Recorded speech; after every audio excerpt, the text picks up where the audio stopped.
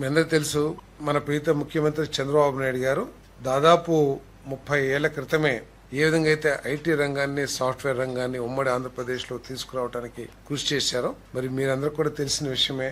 ముఖ్యమంత్రి గారు సాక్షాత్తు అమెరికాలో సిలికాన్ వ్యాలీ అన్ని సాఫ్ట్వేర్ కంపెనీలకు వెళ్లి మన రాష్ట్రంలోకి సాఫ్ట్వేర్ రంగాన్ని తీసుకురావడానికి ఏ విధంగా ప్రయత్నం చేశారో, ఇప్పుడు మళ్లీ అటువంటి ప్రయత్నాన్ని క్వాంటమ్ వ్యాలీ స్థాపించడం ద్వారా, క్వాంటమ్ కంప్యూటింగ్ ని ఇక్కడ డెవలప్ చేయడం ద్వారా ఈ రాష్ట్రాన్ని మళ్లీ క్వాంటమ్ రంగంలో నెంబర్ 1 గా తీసుకురావాలని చెప్పేసి ముఖ్యమంత్రి గారు ప్రయత్నం చేస్తా ఉన్నారు. ఈ క్వాంటమ్ వ్యాలీ ఏదైతే ఉందో, ఈ రంగాన్ని స్థాపించడం కోసం దేశంలో ఇతర ముఖ్యమంత్రులందరూ కూడా కృషి చేసినా కూడా అంతర్జాతీయ సంస్థలు IBM కానివ్వండి, టాటా కానివ్వండి, వీళ్ళంతా మన చంద్రబాబు నాయుడు గారు, ముఖ్యమంత్రి చంద్రబాబు నాయుడు గారి నాయకత్వంలో, ఐటీ మినిస్టర్ లోకేష్ గారు నాయకత్వంలో పనిచేయడానికి ఉత్సాహం చూపించడం మూలంగా ప్రధానమంత్రి గారు ఇక్కడనే క్వాంటమ్ వ్యాలీని ప్రోత్సహించమని చెప్పేసి మరి కేంద్ర ప్రభుత్వ ఉన్నతాధికారులకు సూచన చేయటం, తద్వారా ఇక్కడ కార్యక్రమం చేయడం జరుగుతుందని చెప్పేసి నేను మనవి చేస్తాను.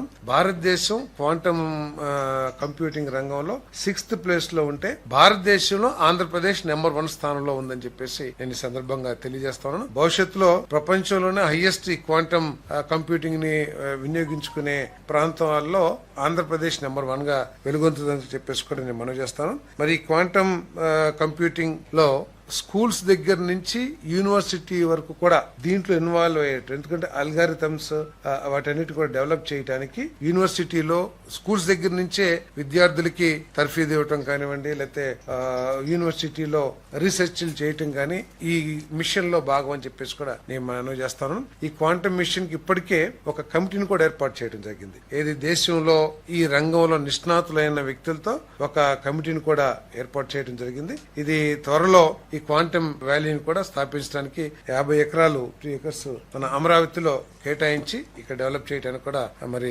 చర్యలు తీసుకుంటున్నాం అని చెప్పేసి మనం చేస్తాను. భవిష్యత్తులో 5 నుంచి 10 సంవత్సరాల లోపు ఆంధ్రప్రదేశ్ ఈ రంగంలో నెంబర్ 1 స్థాయికి వెళ్లి ఈ రాష్ట్రంలోని లక్షలాది మంది, వేలాది మంది యువకులకి ఏ విధంగా అయితే సాఫ్ట్వేర్ రంగంలో మన తెలుగు వారు ఉన్నత స్థానంలో ఉన్నారో, ఈ రంగంలో కూడా ఉన్నత స్థానాలకు వెళ్లి ఈ రాష్ట్ర ప్రగతికి ఉపయోగపడుతుందని చెప్పేసి కూడా ఈ సందర్భంగా తెలియజేస్తాను.